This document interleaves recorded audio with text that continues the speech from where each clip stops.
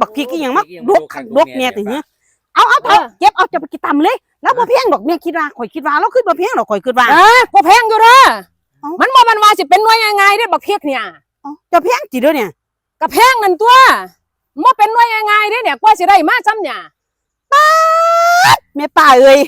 เจ้าคือผู้งามค่ะผู้งามเนี่ยแท้ แม่นเนาะ ไอ้เฒ่าเลยมึง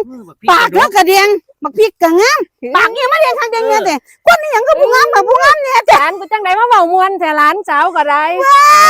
ผู้งามกับผู้งามเนี่ย เดี๋ยวแม่ป้าหาถุงให้เด้อล่ะหาถุงให้ เบิดบ้านประพันธ์ยังสารคามยังเจ้าล่ะแม่ป้าตองเลย เอาล่ะเอาอยากได้ซ้ำใดเก็บเอาเนี่ยเก็บเอา จะบ่แพงบ่สิ บ่เอารอดมื้อเนี่ยแม่ป้าโอ้ยใจดีคักมื้อเนี่ยโอ้ยดีใจคักลูกหลานมาย่องแม่